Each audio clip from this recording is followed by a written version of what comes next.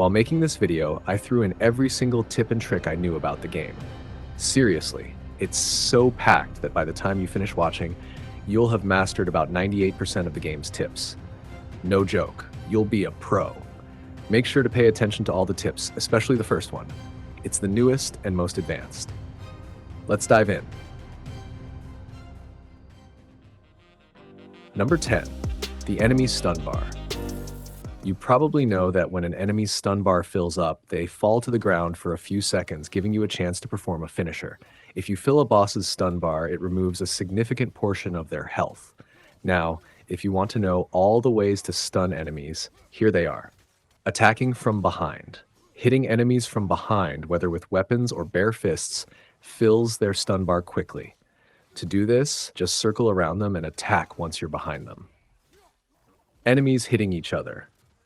When enemies collide with each other, it fills their stun bar significantly. Knocking them into each other can also have the same effect.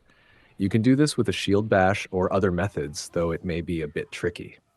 Hitting enemies into walls. Smashing enemies into walls also stuns them, since the impact confuses them, filling their stun bar. You can use your shield or other attacks for this. Using fists, punching fills the stun bar faster than using weapons and also charges your rage bar more quickly. Don't forget to mix punches into your attacks instead of relying only on weapons. Heavy spear attacks, R2. Heavy spear strikes fill the stun bar faster than any other weapon.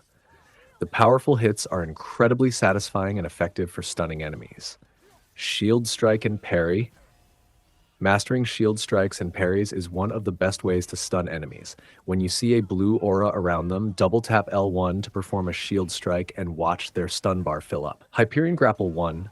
Sword ability. This move is simple but effective as you slam into enemies, dealing heavy damage and filling their stun bar quickly. Sonic Arrow, Green Arrow. This is another great way to stun enemies while also dealing damage. The Sonic Arrow affects multiple enemies at once, making it even more useful. Since we're talking about arrows, don't forget about the sigil arrows, purple arrows, from Atreus. These act like a catalyst, boosting the effect of your elemental attacks, like fire or ice, and, when used in quick succession, can even trigger explosions. I highly recommend using them if you want to quickly burn or freeze enemies. These are the stun methods I've found to be the most effective. One more tip from my experience. The stun bar fills faster when an enemy's health is low, giving you more opportunities. When an enemy is stunned, instead of immediately pressing R3 for the finisher, hit them a few more times to maximize the damage. Then, once you've weakened them further, go for the finisher. Just be careful not to overdo it, because if the stun bar empties, they'll return to normal and you'll lose your chance. Number 9, enemy health bar color. Have you ever noticed the color of the health bars of the enemies you're fighting? Each color has a specific meaning and gives you useful information. For example, a green health bar means the enemy is one level below you, making them relatively easy to defeat. A yellow health bar means the enemy is the same level as you, so you and the enemy are evenly matched in strength. A purple health bar indicates that the enemy is one level higher than you, signaling a tougher fight. Finally, a red health bar, often shown with a skull icon, means the enemy is 2 levels higher than you. These enemies are extremely dangerous and can sometimes kill you with just one hit. It's not just the enemy's strength that changes with their level. Higher level enemies can even make some of your attacks ineffective. For instance, I fought 2 identical elf enemies with different levels. I could perform grabbing attacks on the lower level one, but when the other elf had a higher level, those moves didn't work. There's also a way to temporarily lower an enemy's level, and that's by using poison. Poison causes enemies to temporarily drop 1 level, making them easier to defeat.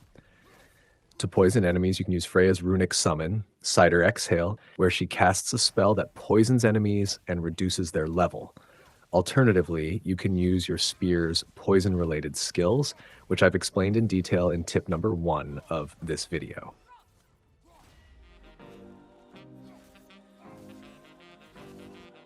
Number 8, enemies' weak points. In God of War Ragnarok, Combat is tactical, and you can use certain strategies and enemy weak points to your advantage. Let me walk you through some key examples. Stalkers are highly sensitive to hits on their heads. A headshot will knock them down, leaving them vulnerable for more attacks. Wights are especially weak to spear attacks. Throwing spears at them can easily knock them down, giving you more opportunities to strike. Trolls can be staggered by throwing your axe at their heads. This will push them back and take them out of their aggressive stance.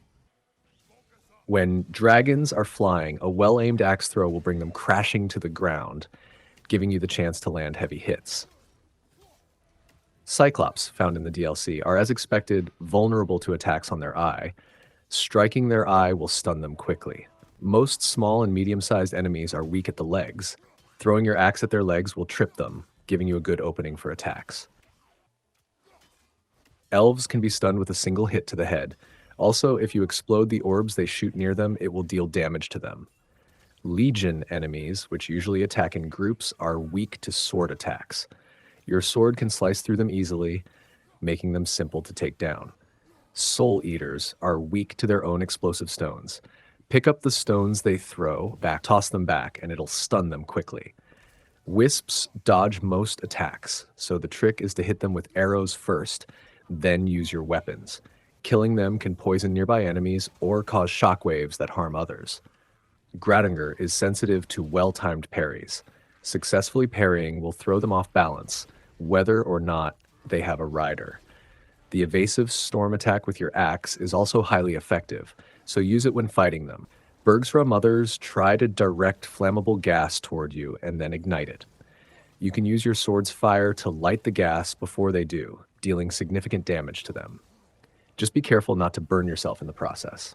Shielded enemies block your attacks, but you can break their shields by double tapping L1 with your shield. Some special shields can also be broken with sigil arrows, the purple ones. When fighting nightmares, use your spear instead of the axe. The spear is faster and has better range. If they enter another enemy's body, you can knock them out with your sword or use your sword's chains to pull them out and crush them.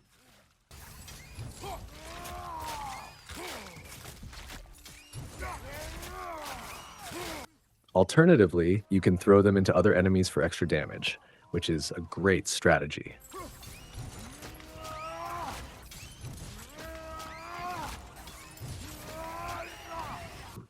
Long-range enemies that attack you with projectiles can be easily dealt with using your spear.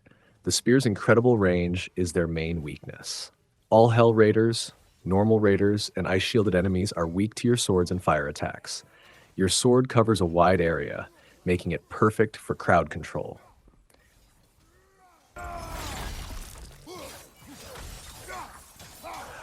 Enemies with fire shields or a fiery nature, like Draugrs, are weak to your axe. The cold and ice from the axe are their primary weakness. All reptile-like creatures and enemies with white shields are weak to your spear.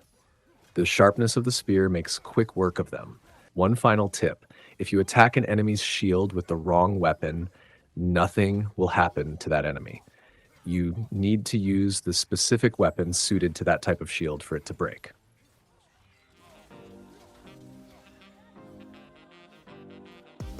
Number 7, cleanse the status. When you're affected by elemental status effects like fire, ice, poison, etc., what's your reaction? Do you wait for the effects to wear off and lose health in the process? Or do you actively cleanse the element? Let me share a few methods to get rid of these effects faster. Method 1, heal stones. The simplest way to clear elemental effects is by using heal stones. While they do the job, the problem is they aren't always available, which is why it's not my favorite method. Method 2, Rond of Restoration, Shield Attachment. This item is found under Shield Attachments, and by double tapping L1, not only can you cleanse any elemental effect on you, whether it's poison, fire, ice, or Bifrost, but you can also transfer that element to your enemy. It's a powerful and reliable option. Method 3, Token of Elemental Evasion. This item allows you to cleanse elemental effects by simply rolling. The only downside is that it clears the elements a bit slower, but it works effectively. Without this item equipped, no matter how many times you roll, the elements won't be cleared from you.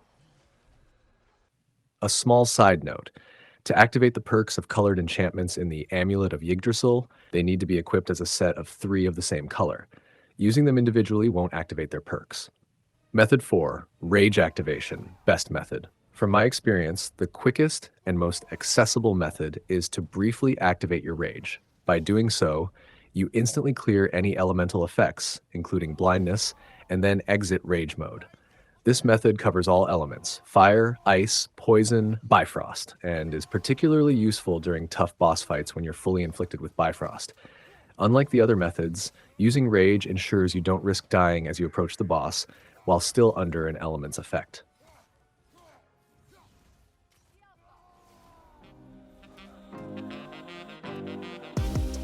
Number 6, loot as much as you can. Unlike the Greek trilogy, where you could plow through gods and enemies like a killing machine, God of War Ragnarok requires more strategy and preparation. Looting becomes essential, especially at higher difficulty levels where being under-equipped will get you killed easily. I recommend exploring every area thoroughly and completing all side quests. The side quests are well designed and reward you with valuable items and upgrades. Skipping them would be a big mistake. If you forget to collect loot dropped by bosses or enemies, don't worry. The dwarven chests will gather any items you missed so you can pick them up there. Also, don't forget to hunt down Odin's ravens. Ignoring them will only make finding them later a tiresome process. If you're struggling to hit them, try adjusting the angle of your axe throw. If that still doesn't work, switch to a different long-range weapon for better accuracy. Once you've killed enough ravens, you'll be rewarded with a fantastic armor set in Niflheim, one of the best in the game.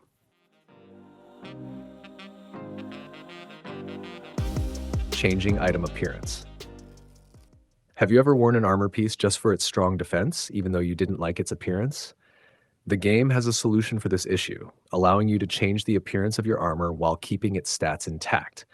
To change the look, simply follow the steps outlined in the video. Remember, you can only change the appearance of armor pieces you have unlocked. In addition to armor, you can also change the appearance of your weapons. For example, you can revert a weapon to its previous appearances without affecting its power.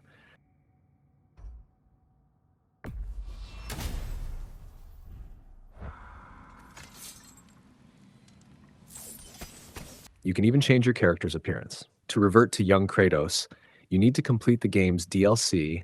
By pressing R3, you can switch between your classic and default appearances.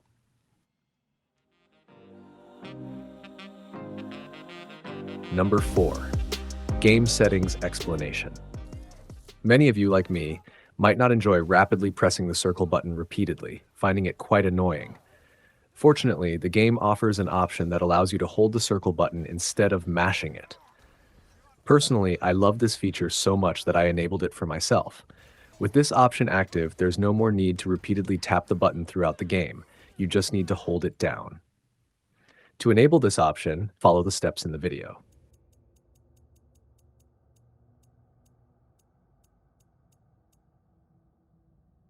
Another setting that I think every gamer should activate is the auto loot feature.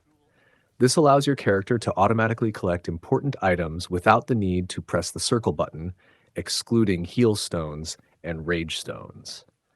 Additionally, when you're sailing, your partner will automatically gather loot from the water, making your life easier. To activate this, follow the instructions in the video. You can also change the size of the dot and the center point on your screen. Increasing their size makes them more noticeable, and if you're not a fan of the white color, you can change it too. Just follow the video to make these adjustments.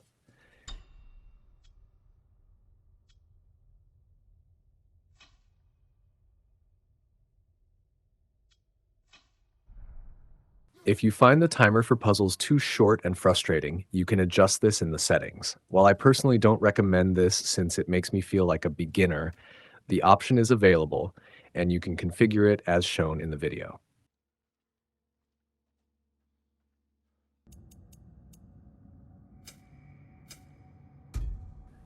Lastly, one of the most important settings is changing the color of loot items, interactive objects like boats, chests, and ledges. This makes them stand out more, ensuring you don't miss any loot. Moreover, seeing ledges more clearly helps you navigate your way, and your weapon hooks will be easier to spot. Changing these colors also facilitates puzzle solving, as they'll be more visible to you.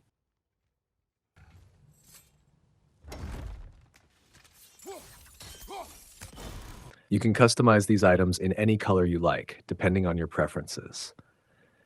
Just follow the video to change the colors of these 3 items in the menu for maximum benefit from this feature. Number 3. Creative use of environment for enemy kills.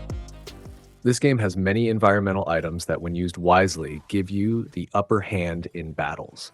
For example, you can use molten rocks on the ground to set enemies on fire.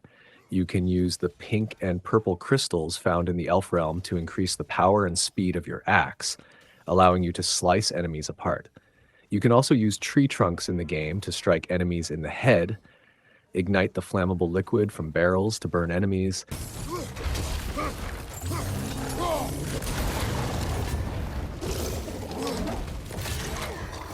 and utilize all explosive materials in the environment, whether they are hanging or lying around, to eliminate foes.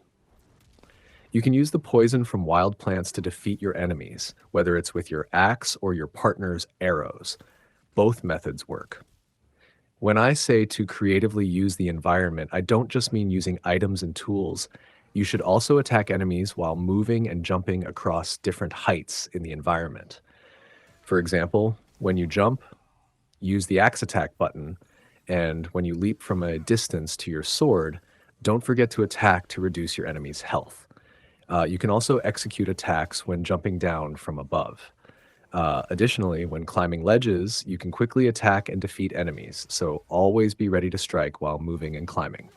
Another creative way to use the environment is by using pits to throw enemies into with your grabbing attack.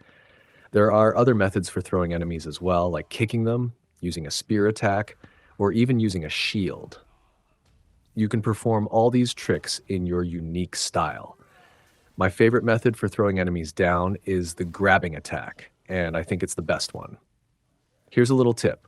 Some of the chosen ones in the game's DLC can be easily defeated without losing any health by using this move, which allows you to bypass the challenges in the DLC. Number 2. Atreus. Since we play as Atreus for about 20% of the game, it's good to know some tips about him. First of all, the mask given to you in the game, which shows you the way, doesn't need to be taken off your waist to find the path. I found it quite annoying to keep taking off the mask in the middle of the game. Instead, if you pay attention, the mask still shows you the path when it's on your back. Its function is that when you're going the right way, the green color lights up, and whenever you go the wrong way, the green light turns off. The second tip is that when fighting wisp enemies, using regular arrows isn't effective as they easily dodge them. The best arrows to use against them are the sonic or sigil arrows, which can take them down easily. The third tip is that while transforming into a wolf is cool, don't use this ability unnecessarily. Only use it when your health is very low and you're in danger of dying. This way, you'll restore your health while in wolf form and can tear enemies apart with increased power. The fourth tip is that because Atreus is an archer, you should avoid standing still and try to keep moving throughout the battlefield. With this simple trick, you can dodge about 70% enemy attacks, as most projectiles won't hit you. For attacking enemies, I recommend using Atreus's shooting ability instead of melee attacks. If you do want to use melee attacks, it's better to hit the enemy first with a sonic arrow, the green arrows, and then follow up with your melee attacks. This way, your hits will deal more damage and stun the enemies. The fifth and final tip, which I think is the most important, is that it's better for Atreus to stay at home and not participate in battles. Advanced combat tips. If you've noticed in the game, when you try to turn back, enemies hit you before you can rotate the camera. To solve this issue, the game has added a quick turn back button, which allows you to turn the camera quickly. However, I find the assigned buttons for this action are not very convenient, and sometimes pressing them can be tricky, causing you problems. My suggestion is to use the game settings. By activating the option shown in the video, you can quickly turn around just by tapping down on the right side of the screen. I find this method easier than pressing buttons. The next tip is that when an enemy breaks your guard with strong attacks, instead of doing nothing and waiting to get hit again, you should use your partner's arrows to prevent them from attacking you further. While testing this, I found that against stronger enemies, even your partner's arrows can be ineffective, as they will still hit you. To address this issue, I discovered that whenever your guard is broken, you can temporarily use your rage before you get hit, pushing them back. This method also works well during boss fights. If they break your guard, activate your rage before taking the next hit from them. The first tip regarding the spear is that if you use the elemental siphon move, you can extract the enemy's elemental essence and apply it to your spear. If you throw your spear at enemies, you'll experience an explosion of that element. This explosion can be fire, freezing, or poison, affecting your enemies. To better understand these explosions, I used a regular spear and a fire element spear to show the difference in their explosions.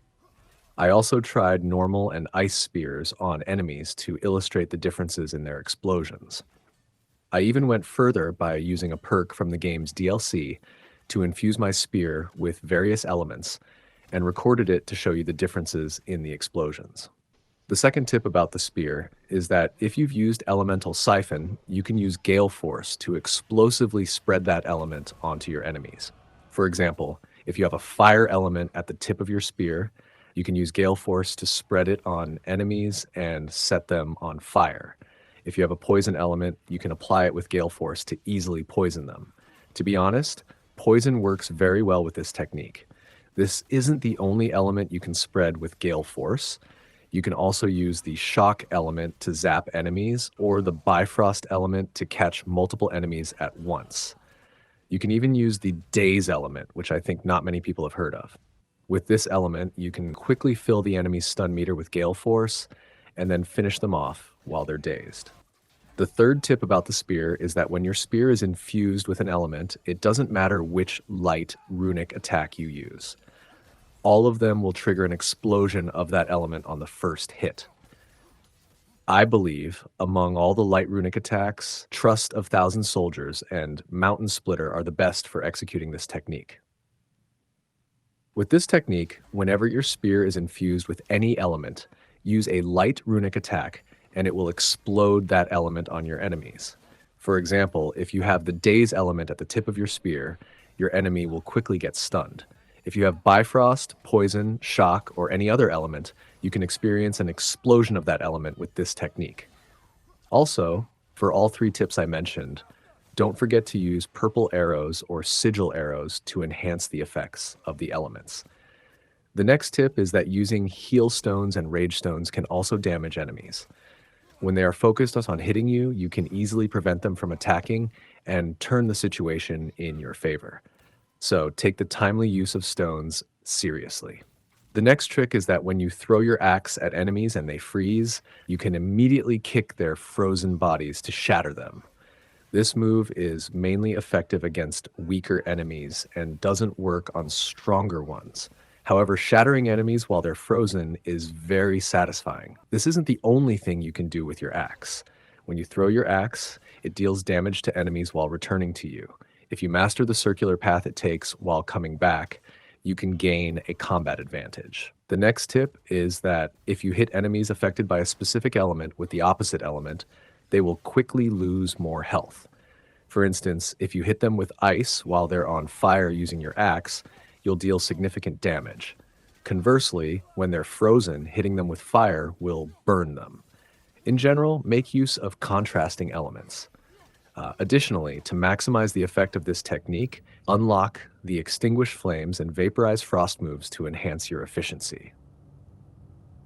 If I were to suggest the fastest way to freeze an enemy, it would be using the Glacial Rake Axe move combined with a Sigil Arrow. This combination quickly freezes enemies, and I don't think there's a faster way to freeze enemies. For quickly igniting enemies, I recommend using the Sigil Arrow with the Scorched Earth move. This combination will set your enemy ablaze in no time. Just ensure that the enemy is completely covered with the Sigil Arrow and the Sigil meter is full. otherwise you won't achieve the desired effect. Lastly, if you've noticed, during boss fights, if there's a pause between the hits you land on them, the boss's stun meter depletes rapidly, negating all the effort you put into filling it. The best way to counter this issue is to shoot Atreus's arrows at the boss when there's a gap between your attacks. Just make sure the intervals between each shot are around 2 to 3 seconds to prevent your arrows from running out quickly. Creating this video was really harder than all the others, and I tried to include the most comprehensive tips in it. Goodbye until the next video. I'll be waiting for you.